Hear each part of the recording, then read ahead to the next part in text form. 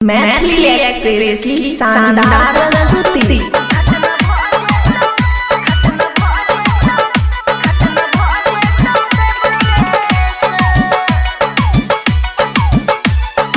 माया recording studio Rajanpur Saharsa. कि बताइयो सखी तोरा गे पिया भेल परदेसी गे, शादी के लियो हम जहिया से दुख भेल सखी बेसी गे, दुख भेल सखी बेसी गे। कि बताइयो तोरा सखी गे पिया भेल परदेसी गे, शादी के लियो हम जहिया दुख भेल सखी बेसी गे।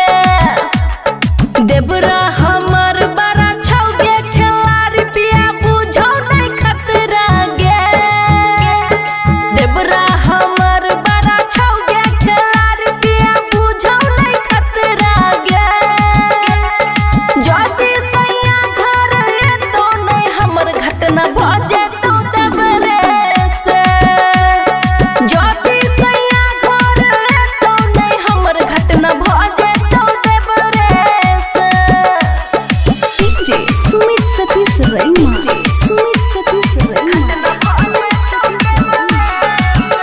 मिक्स बाय अमन अकेला।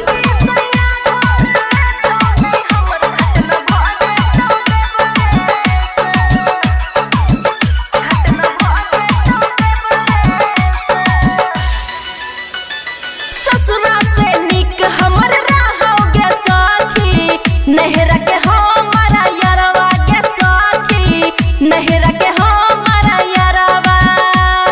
छोला भटूरा खिया के गे सखी, जुड़वो हमर जुड़ा गे सखी, जुड़वो हमर जुड़ा, जुड़वो हमर जुड़ा।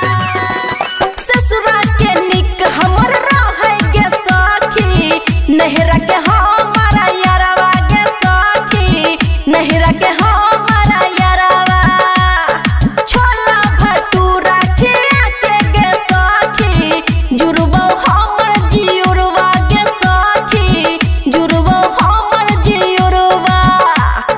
जरो जवानी का बोडालो नहीं पानी रोजे सुतल के तकिया गे, जरो जवानी का बोडालो नहीं पानी रोजे सुतल के तकिया गे।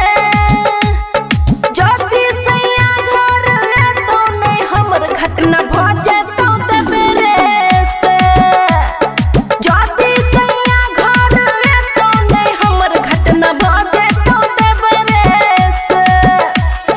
डीजे सुमित सतीश रैमा, सुमित सतीश रैमा।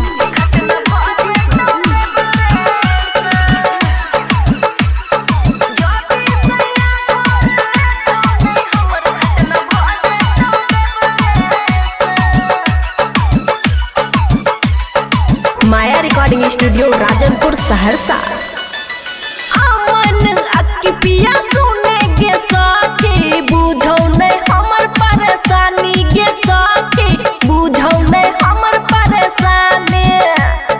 चढ़ल जवानी कोना सम्हारी, राखब अपन जवानी गे सखी, राखब अपन जवानी, राखब अपन जवानी। हे गैया मन अक्की पिया सुने गे सखी, बुझै नहीं हमर परेशानी गे सखी, बुझै नहीं हमर परेशानी।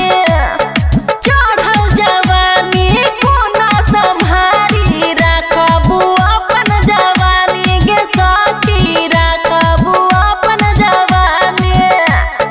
देवरा इंदर बड़ा छौ गे भूखाइल चीज मांग सखी बखरा गे, देवरा इंदर बड़ा छौ गे भूखाइल चीज मांग सखी बखरा गे। जदी सैया घर एतो नहीं हमर घटना भ जेतो देवरे से, जदी सैया घर एतो नहीं हमर घटना भ जेतो देवरा से।